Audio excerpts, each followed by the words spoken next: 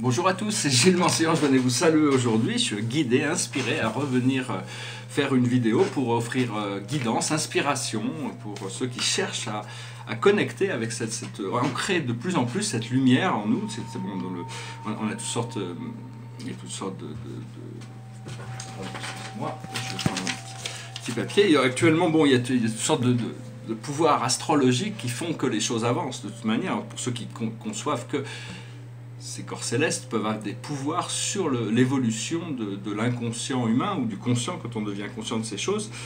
Pour le moment, il va y avoir, pour parler un petit peu d'astrologie, il va y avoir Saturne et Mars qui rentrent en conjonction, là, en Capricorne. Et donc, Mars, c'est très proactif, impulsif. Et puis, Saturne, c'est vraiment la patience, hein, c'est vraiment celui qui nous retient. Hein.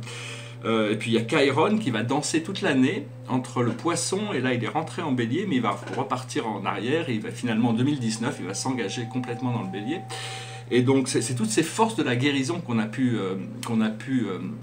acquérir qui vont pouvoir les amener dans ce nouveau départ, pour amener toute cette conscience.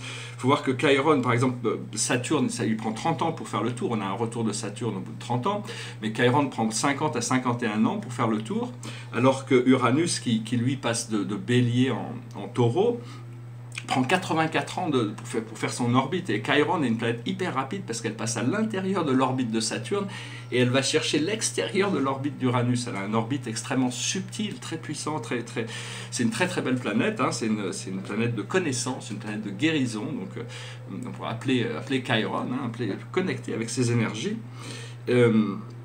Et donc oui, c'est des moments assez puissants. Là, toutes les énergies sont en harmonie, c'est l'équinoxe. Hein, voilà, donc on va voir quelle est la plus haute sagesse pour nous aujourd'hui, c'est l'effort. Quel est l'effort juste? Quel est l'effort qui doit être appliqué pour arriver au résultat espéré? Parce qu'il faut toujours essayer d'avoir le maximum de résultats avec le minimum d'efforts. C'est pas en produisant beaucoup plus d'efforts qu'on a plus de résultats, c'est d'avoir l'effort juste. Donc c'est arriver à calculer nos efforts, pas calculer nos efforts, mais et si possible d'en faire un peu plus que ce que l'on nous demande de nous, pour essayer d'être un petit peu, d'avoir une petite marge quand même. Ce que l'on doit comprendre, c'est le partnership, comment travailler avec l'esprit, qu'est-ce qui est notre responsabilité, et quelle est la responsabilité de l'univers. Et donc c'est les forces de la co-création. On doit apprendre à devenir des co-créateurs, à travailler avec cette partie intelligente, bienveillante de l'univers qui est connectée partout. Hein, il y a des anges partout. Hein, ce que l'on doit faire, c'est notre destinée.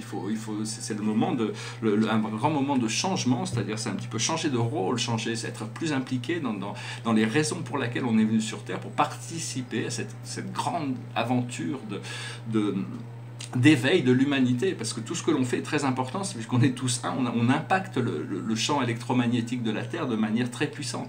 Quand on a des pensées négatives, on est lourd. Quand on a des pensées positives, on est léger. Et donc il faut arriver à se transmuter toutes ces énergies lourdes pour passer aux énergies légères pour pouvoir commencer à profiter de sa vie. Et le message général, c'est le higher self, c'est notre higher self, c'est notre moi supérieur, c'est notre âme, c'est notre groupe d'âme, c'est notre monade, c'est nos guides. Et au-dessus, c'est notre présence je suis. Donc c'est vraiment retrouver tous ces êtres sur la connexion verticale. Bon, moi je sais que je suis un petit peu en retard dans mon programme, mais je m'efforce quand même tous les jours de travailler, de rester ouvert, d'apprendre, d'avancer. Et donc je vais tirer aussi une carte pour voir aujourd'hui la carte, ce que les archanges, ces grands êtres divins, de lumière, qui un jour tous ces êtres seront reconnus, parce que en tant qu'artiste, je parle de choses qui peuvent être excentriques, même au niveau scientifique, par rapport aux croyances contemporaines, hein, parce que tout ce qui nous retient dans ces limitations, c'est nos croyances, c'est tout ce qui nous retient. Et donc on nous a forgé des croyances extrêmement limitées pour qu'on soit soumis à un programme collectif, mais en réalité le moment est de se réveiller, de reprendre nos pouvoirs intérieurs. Et la carte, c'est le magicien, donc c'est vraiment le magicien, c'est-à-dire c'est le magicien, c'est l'archange Raziel.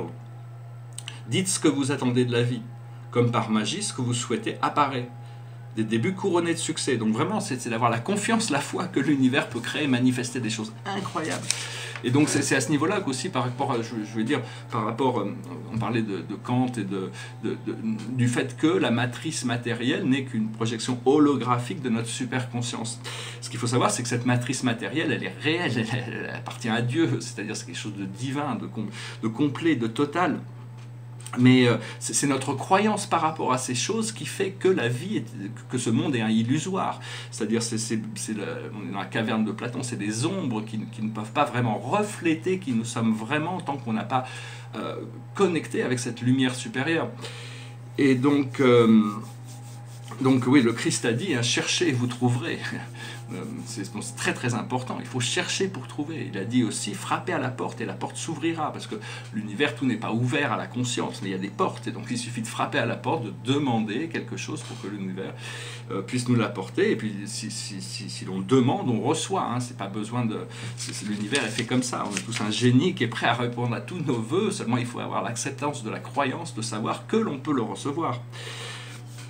Et donc voilà, je parlais un petit peu d'astrologie très brièvement. Ici, c'est un tableau qui est en procédé, là-haut, il n'est pas résolu, mais c'est juste pour montrer, parler d'astrologie générale. Ça, c'est un autoportrait, ça peut paraître un peu narcissique, hein. Enfin bon, la peinture, les autoportraits sont un peu narcissiques. Sur Internet aussi, tous les selfies, tout ça, c'est un peu narcissique. Mais donc, il faut apprendre à ne pas se regarder soi-même, mais à tourner sa vision vers la lumière, toujours. C'est Plotin, le grand philosophe Plotin, qui nous mettait en garde contre ça. Alors ici, c'est la Terre me représente moi, c'est un autoportrait, je pourrais mettre mon visage. Et toutes ces planètes sont un portrait astrologique, c'est-à-dire que je voulais juste démontrer avec ça aussi qu'on a tous un grand nombre de planètes. Donc ces planètes, elles tournent tout le temps, et puis il y en a beaucoup qui ne sont pas dans ce tableau. Mais certaines, j'ai dû inventer des symboles, parce qu'elles n'ont pas encore de symbole officiel. Mais pour montrer que dans toutes les maisons, on a vraiment plein de planètes, c'est juste qu'on ne les connaît pas, et donc elles nous affectent discrètement. Il faut savoir aussi que bon, d'un point de vue du collectif, on est affecté par les planètes selon les constellations dans lesquelles elles se trouvent, d'un point de vue astrologique. Mais d'un point de vue personnel qui transcende le niveau collectif, c'est par rapport aux maisons. C'est-à-dire que toutes ces planètes, le fait que par exemple, moi j'ai Vénus et Jupiter en bélier, mais c'est dans ma deuxième maison, parce que mon ascendant est en poisson. C'est important pour se comprendre soi-même, se connaître soi-même, il faut savoir, on peut connaître son astrologie, donc ça commence par l'ascendant. L'ascendant, c'est la manière dont on est perçu par le monde. Bon, personnellement, être ascendant poisson étant poisson, ascendant poisson, il n'y a pas de séparation, de différence entre ce qui est projeté, et mon filtre de perception par rapport au monde, et la nature de qui je suis dans cette incarnation. Ce qu'il faut savoir, c'est que bon, ces planètes nous ont conditionnés. C'est-à-dire qu'à temps de notre naissance, il y a eu des empreintes célestes qui nous ont imprimés de certaines manières, ce qui donne nos filtres de perception actuels. Mais l'idée, c'est d'arriver à transcender tout ça, à transcender ce programme individuel pour revenir à quelque chose d'universel. Parce que dans la réalité du spirituel, on connaît l'individuel et le collectif. On peut pas, les réalités qu'on puisse concevoir, c'est l'individuel et le collectif. Mais on peut concevoir aussi que la réalité, il y a le personnel et l'impersonnel. Les choses qui sont personnelles et les choses qui sont impersonnelles. Et à l'intérieur de la source, à l'intérieur de la personnalité de Dieu, Dieu est une personne. Il est en réalité 3 personnes, mais... Pour qu'en tant que personne, il est la première personne, il devient le Père universel du Fils éternel, et le paradis devient l'absolue matérialité, l'impersonnel infini, comme le Fils éternel et le spirituel infini, et l'esprit infini, et l'activateur des plans du Père et du Fils. Enfin, c'est des choses paradisiaques, mais ce que l'on ne connaît pas encore, c'est les réalités pré-personnelles et super-personnelles de la déité. Le pré-personnel, c'est quelque chose qu'on doit entrevoir, puisque la présence « je suis » est l'esprit de Dieu moins la personnalité. C'est quelque chose d'être pré-personnel, c'est d'être divin, qui... Et puis il y a les êtres super personnels, mais cela nous dépasse complètement. On peut pas imaginer communiquer en tant qu'être personnel. On verra peut-être un jour, mais peut-être quand on sera hypnotisé, quand on sera et qu'on sera transcendantaux, on pourra peut-être commencer à avoir des relations avec ces êtres super personnels. Moi, je sais qu'ils existent, mais je ne saurais pas vous en dire plus là-dessus. Il y a cet aspect de la divinité. C'est des choses qu'on va réaliser. Pour le moment, on vit dans le 7e super univers, dans un univers qui s'appelle Orvonton. Et le principal aspect de cette divinité, il y a 7 aspects de la divinité qui sont étudiés à travers le procédé d'ascension dans chaque super univers. Et ici, c'est la patience qu'il faut apprendre. Pour la patience, moi, j'en ai pas beaucoup, j'apprends toujours, mais des fois, je suis un peu impatient avec moi-même. Mais essentiellement, l'idée, c'est d'arriver en maîtrisant cette ascension à travers le temps, on retourne au paradis, on devient un enfant du suprême. Et à ce moment-là, on est renvoyé dans les corps de la finalité à prendre les 6 autres procédés d'évolution, jusqu'au jour où on a atteint où on devient transcendantal. On a transcendé tous les aspects du temps et de l'espace. À ce moment-là, on devient un être transcendantal, on est absolutisé. Et à ce moment-là, on devient un enfant de l'ultime, c'est-à-dire on est à la recherche de l'ultime. Il faut... voilà, parce qu'en réalité, quand le programme d'évolution tel qu'il est révélé dans l'Urantia, c'est-à-dire qu'on est des créatures matérielles qui vont évoluer dans la lumière et qui vont évoluer dans les plans inférieurs de l'esprit jusqu'au moment où ils peuvent traverser l'univers central, retrouver au paradis, retrouver Dieu, et à ce moment-là être envoyés dans les corps de la finalité pour évoluer, pour étudier les 6 autres concepts de réalité qu'ils ne connaissent pas encore. Les finaliteurs, moi j'ai pu détecter leur présence.